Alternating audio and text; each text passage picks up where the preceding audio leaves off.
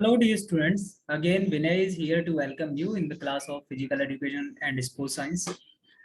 जैसा कि आप लोगों को पहले से मालूम है कि कल हमने physical education 12th CBSE board की फर्स्ट यूनिट का फर्स्ट क्लास का लेक्चर किया था, जिसमें हम प्लानिंग को जानने की कोशिश कर रहे थे। हमने बात करी थी meaning of planning, definition of planning and why we do plan. ठीक है, इतनी छोटी सी हल्की फुल्की बातें हमने उसमें की थी। हमने ये भी जाना था कि ये इस पूरे जो 12th का इस बार जो मॉडिफाइड सिलेबस है, उस सिलेबस में हम लोग क्या क्या पढ़ेंगे। ठीक है, आज दूसरी क्लास है इसकी और हम इसमें ऑब्जेक्टिव्स ऑफ प्लानिंग उसके बारे में डिस्कस करें। ठीक है, चलिए। सो जब हम डिस्कस करें किसके बारे में, ऑब्जेक्टिव के बारे में, उससे पहले ये थोड़ा सा एक किस तरह की कमेटी होती है। ठीक है, किस चीजें हैं जिनके साथ हम डील करेंगे, चीजों के डील करने के लिए हमें प्लानिंग करनी है, राइट। तो प्लानिंग पहले किस कौन कौन सी तरह की होती है। स्ट्रेटेजिक प्लानिंग करते हैं हम लोग किसके लिए, setting for the broad long range goals by top managers. ऐसे ही आप किस में देख सकते हैं, ऐसे ही आप स्पोर्ट्स की दुनिया में भी देख सकते हैं कि अगर कोई बड़ा प्लेयर है उसके खिलाफ पूरी तरह से एक बॉलिंग की स्ट्रेटेजी बनाई जाती है, राइट। अगर कोई बॉक्सिंग का प्लेयर है तो अपोनेंट के मूव्स को देखता है और उसके बाद हम लोग प्लान करते हैं कि how we will take his strategy, right. Then we talk about the tactical planning, contingency planning, right, and operational planning. Tactics क्या होती है, टैक्टिक्स द स्पेसिफाइड एक कि किसी भी इन डेप्थ टाइप की अगर प्लानिंग करी जाए, ठीक है, लो लेवल पे, ठीक है, बात समझ में आ रही है, माइक्रो लेवल की बात करें तो उसको हम क्या बोलते हैं, टैक्टिकल प्लान। टैक्टिक्स एक्चुअली होती क्या है कि जैसे हमने कोई प्लान कर लिया, करने के बाद भी अगर बीच में अचानक से कुछ भी प्रॉब्लम आई तो उस एक प्लान तैयार करके रखना कि इस तरह से हम प्लानिंग करते हैं, राइट। इस तरह से हम इसको टैकल आउट कर सकते हैं, क्योंकि टैक्टिकल अप्रोचेज जो होती हैं वो हमारी एक्सपीरियंसेस से हमें बहुत सारी चीजें सीखने को मिलती हैं, उसके बिहाफ पे हम चीजों को सॉल्व कर सकते हैं। ठीक है, ऑपरेशनल प्लानिंग क्या रहती है कि किस एग्जीक्यूट करेंगे अपने प्लान को, उसके बारे में। कंटेंजेंसी प्लान ये होता है कि आकस्मिक कोई घटना अगर हो गई तो बैकअप प्लान जो हम तैयार करके रखते हैं उसको हम कंटेंजेंसी प्लान बोलते हैं। अब देखिए, क्योंकि हम बात कर रहे हैं फिजिकल एजुकेशन की, तो हम स्पोर्ट के पर्सपेक्टिव में ये बाकी ट्रांसपोर्टेशन प्लानिंग, ऑपरेशंस, अपॉर्चुनिटीज, ये सिर्फ मैंने आपको एग्जांपल्स के लिए रखी हैं जिससे कि जो आगे हमारे आने वाले ऑब्जेक्टिव्स हैं, ठीक है, उनको बहुत अच्छी तरह से हम लोग समझ पाए। अब यहाँ देखिए, हम इसको एक तरह से अथॉरिटी ऑफ कमांड की एक पर्टिकुलर डायरेक्शन में हायरार्की ऑफ कमांड से पढ़ने की कोशिश करते हैं कि सबसे पहले क्या होता है, एक डायरेक्टर रहेगा या चेयरमैन रहेगा, देन सेक्रेटरी, देन नीचे वाली जो कमेटीज हैं वो जो ग्राउंड लेवल पे काम करती है बेसिकली। ठीक है, यहाँ पॉलिसी मेकिंग का काम होता है और प्लानिंग का काम होता है पूरा। तो इसमें और क्या होगी, पब्लिसिटी कमेटी, जो हमारा जो भी प्रोग्राम रहेगा। ये मैं आपको क्यों बता रहा हूँ, इस बात को भी समझ लीजिए, क्योंकि आगे हम प्री गेम, पोस्ट गेम और ड्यूरिंग गेम्स प्लानिंग के बारे में बात करेंगे। तो अगर हम प्लानिंग के बारे में बात कर रहे हैं, चाहे वो प्री प्लान एक्टिविटी जो होने वाली है, उससे पहले की प्लानिंग, ड्यूरिंग की प्लानिंग क्या होगी और लास्ट की प्लानिंग क्या होगी, ये हम तभी समझ पाएंगे। उससे पहले हम ये समझ लें कि किस चीज के लिए प्लान कर रहे हैं, किस किस टाइप की कमेटीज वगैरह हो सकती हैं उसमें। ठीक है, तो इसमें बेसिकली क्या, पब्लिसिटी कमेटी हो गई, ट्रांसपोर्टेशन की कमेटी है, राइट, कि ट्रांसपोर्टेशन को किस तरह से देखना है, राइट। देन रिफ्रेशमेंट की कमेटी है, एंटरटेनमेंट है, अनाउंसमेंट्स हैं कि कौन कितने टाइम पे कौन सा इवेंट होगा, किस इवेंट में किस प्लेयर को कब पार्टिसिपेट करना है। तो ये सारी चीजें इसमें आती हैं। फर्स्ट एड में यही कि अचानक से अगर किसी को कोई छोटी मोटी चोट लग जाती है या कोई भी टाइप की इंजरी होती है या कोई भी डिस्कम्फर्ट होता है तो उसको डील करा जा सके। ठीक है, देन फाइनेंस कमेटी जो है आपके फाइनेंस के साथ डील करती है कि कितना आपका एक्सपेंडिचर है और कितना आपके पास रिजर्व मनी है, राइट। प्रेस मीडिया, अच्छा, इसके अलावा ये जो फंड कलेक्शन है उसका भी देख रेख फाइनेंस कमेटी के पास ही होता है।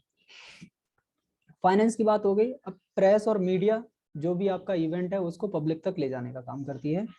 देन सर्टिफिकेट कम्युनिटी, कि सर्टिफिकेट किस तरह से डिस्ट्रीब्यूशन करना है, कि जो एक पर्टिकुलर गेम आप करा रहे हैं, जो इवेंट आप करा रहे हैं, उसमें जो पार्टिसिपेंट्स हैं उनको सिर्फ देना है, या फिर जो आपके जीतने वाले लोग रहेंगे उनको हमें सर्टिफिकेट्स प्रोवाइड कराने हैं, राइट।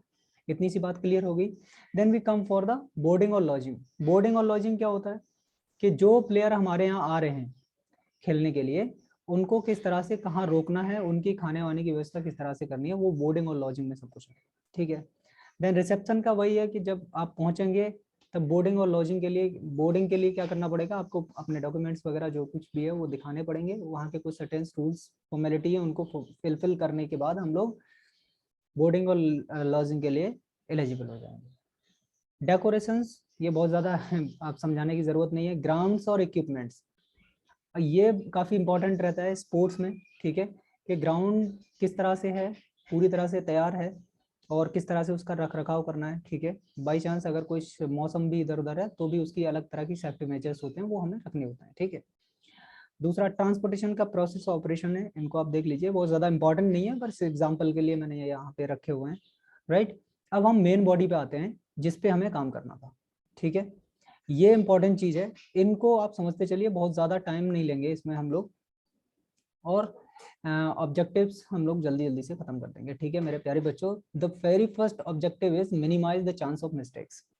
अभी मैंने आपको जो स्ट्रक्चर दिखाया था, पूरा स्ट्रक्चर, वो इतना बड़ा स्ट्रक्चर था, ठीक है। वो स्ट्रक्चर मैंने दिखाया मेरे प्यारे बच्चों इसीलिए था कि आप ये समझ पाएं कि इतने बड़े स्ट्रक्चर को एक साथ हैंडल कर रहे हैं, और हैंडल करने में अगर हम पेन डाउन नहीं करेंगे चीजों को, प्लानिंग नहीं करेंगे, तो हमेशा कुछ ना कुछ कंफ्यूजन होगी, जिसकी वजह से स्मूथ कंडक्शन नहीं हो पाएगा आपके प्रोग्राम का, right. So in that case what will do, we do manage all the things in a step wise manner, right? We pen down the things that we will complete this event very first, then followed by the other one, then other one, then other one, right? तो ये क्या होता है, ये chance of mistakes जो है उसको minimise कर देती है क्या, प्लानिंग, ठीक है। ये ऑब्जेक्टिव हो गया। दूसरा क्या है, एनहेंस एफिशिएंसी। एफिशिएंसी क्या होता है कि आप कम एफर्ट में ज्यादा से ज्यादा परफेक्शन के साथ चीजों को कर पाए। तो जब हम प्लानिंग करते हैं तो ऐसा बहुत आराम से हो पाता है। एनहेंस क्रिएटिविटी मींस जब आप देखिए, आपने पेन डाउन किया कि इस चीज को ऐसे करेंगे, अभी कोई भी आपका टीम मेंबर उसको स्टडी करता है, वो क्या, अब वो सोचता है कि इसमें और कुछ एनहेंसमेंट हो सकता है, राइट। तो क्रिएटिविटी के चांसेस और ज्यादा बढ़ जाते हैं ऐसे में, जब हमारे पास लेआउट मौजूद होता है। कई एक चीजें ऐसी होती हैं कि जो हम सोचते हैं, हमें लगता है कि ये बेस्ट है, लेकिन जब हम उसको करके बनाते हैं तब हमें लगता है कि शायद इसमें ये और हो जाता तो अच्छा होता, राइट। तो पेन डाउन जब चीजें करते हैं, जब हम प्लानिंग करते हैं, तो प्लानिंग में क्रिएटिविटी को और ज्यादा एटमॉस्फेयर मिलता है अगर हमारे पास एक प्लान तैयार होता है। एनहेंस स्पोर्ट परफॉर्मेंस, ये बात तो बिल्कुल ही ठीक है, क्योंकि जब हम इनहेंस स्पोर्ट परफॉर्मेंस का इसलिए कह सकते हो कि जितने भी प्रिंसिपल्स ऑफ ट्रेनिंग है, राइट, उन प्रिंसिपल्स को हम पूरी तरह से अगर फॉलो करते हैं, राइट, स्टेप बाय स्टेप, तो हमारे चांसेस जो हैं वो स्पोर्ट परफॉर्मेंस के एनहेंसमेंट के बढ़ जाते हैं, ठीक है। और वो किसके थ्रू, एक प्लान के थ्रू होता है, जिससे को हमने पिछली क्लास में डिस्कस किया था, कि जिसमें क्या किया था हमने, हम माइक्रो प्लान कर सकते हैं, हम मीजो प्लान कर सकते हैं, और मैक्रो प्लानिंग कर सकते हैं, ठीक है। Next we talk about the reduce unwanted hindrance. ये बात भी बिल्कुल सही है। अनवांटेड हिंड्रेंस का क्या मतलब है कि अगर आप बहुत अच्छी प्लानिंग करते हैं तो आपकी कोई भी चीज छूटी नहीं रह जाती है, और फिर भी अगर रह भी जाती है तो अनवांटेड हिंड्रेंस मतलब आराम से टैकल आउट करी जा सकती है, right. The facilitate proper coordination means अगर अभी देखिए, जब सबका वर्क हमने डिवीजन कर दिया, डिवीजन और वर्क हो गया पूरी तरह से, सबको मालूम है कि क्या क्या करना है, तो अब आपको रिस्पॉन्सिबिलिटी मालूम है, तो आपको ये भी मालूम होगा कि मेरा किसके साथ किसके कॉम्बिनेशन में काम है, राइट। तो आप उसको अच्छी तरह से जान पाएंगे, जिससे कि कोऑर्डिनेशन आसानी से स्थापित हो पाएगा आपके और उस पर्सन के बीच में जो साथ में काम कर रहा है, right. To maintain the smooth control overall activity, ठीक है। जब ऊपर चांसेस ऑफ मिस्टेक्स खत्म हो जाएंगे, एफिशिएंसी हमारी अच्छी होगी, स्पोर्ट परफॉर्मेंस प्लेयर्स की अच्छी है, और जितने भी हमारे ऑफिशियल्स हैं उनकी अच्छी है, स्मूथ कोऑर्डिनेशन है, तो ऑटोमेटिकली जो कंडक्शन ऑफ एक्टिविटी होगा वो क्या होगा, वो काफी स्मूथ होगा और कंट्रोल्ड होगा। Cut down unnecessary pressure of immediacy. जब हम प्लानिंग पूरी तरह से करते हैं तो इमीडिएसी की प्रॉब्लम नहीं होती कि अचानक से ऐसा हो गया, ठीक है, क्योंकि अगर कुछ अनवांटेड होता भी है तो हमारे पास क्या होता है, कंटिजेंसी प्लान होता है, जो अभी मैंने पिछली स्लाइड में आपको दिखाया था। तो उस बैकअप प्लान से हम क्या करते हैं, उसको सपोर्ट कर लेते हैं पिछले वाले प्लान को। टू फैसिलिटेट प्रॉपर कोऑर्डिनेशन, अब क्या है, देखिए प्रॉपर कोऑर्डिनेशन, जो कोऑर्डिनेशन है उसका फैसिलिटेशन मींस आप कितना बेहतर से कम्युनिकेशन आपका है। जैसे आपके पास वॉकी टॉकीज दे दी जाती हैं, ठीक है, जिससे कि अगर कोई कंफ्यूजन है तो फिर आप तुरंत जो है अपना सबऑर्डिनेट या ऑर्डिनेट से आप संपर्क कर सकते हैं और उसमें आप इजीली टैकल आउट कर सकते हैं अगर कोई भी हिंड्रेंस उत्पन्न हो रही है, right. To ensure the event economic, अब देखिए जहां तक फाइनेंस कमेटी की सवाल आता है, तो जितना भी एक्सपेंडिचर है और जितना भी आपके पास रिजर्व है, राइट, और जो भी एडवर्टीजमेंट या जिससे भी आपने कलेक्शन करा है, तो उसकी सारी की सारी जानकारी उनके पास में रहती है फाइनेंस कमेटी के बारे में, और फाइनेंस कमेटी उसी हिसाब से खर्चे के लिए सारे डिपार्टमेंट्स को बोलती है कि इतना हमारे पास है और इस तरह से हम लोग खर्च करने वाले हैं। तो जो हमारा इवेंट होता है वो इकोनॉमिक रहता है, right. Then to manage the budget for budget of the event, तो हम इसी के बारे में बात कर रहे थे।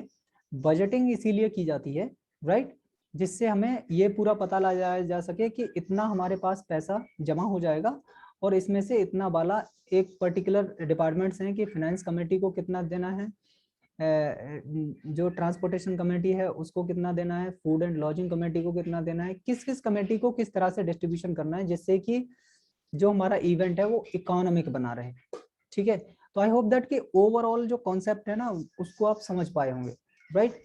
ये वो सारे तरीकों पे काम करता है। ऑब्जेक्टिव्स क्या है इसके, ऑब्जेक्टिव्स वो सारे तरीके हैं जिससे कि हमारा जो प्रोग्राम है वो स्मूथली हो पाए, बिना किसी परेशानी के हो पाए, कोई अनवांटेड प्रेशर नहीं हो, कोई हिंड्रेंस उत्पन्न नहीं हो, स्मूथ कंडक्शन हो उसका, कोऑर्डिनेशन ऑफिशियल्स के बीच में, coordination between the players, equipment की फैसिलिटी, और जितने भी इम्पॉसिबल टाइप के या अनप्रेसिडेंटेड टाइप की चीजें हैं उनको मिनिमाइज करने की कोशिश करी जाती है, जिससे कि हमारा जो भी प्रोग्राम हमने प्लान करा है वो प्लान उसी तरह से वर्कआउट करे जिस तरह से हमने सोचा है, ठीक है।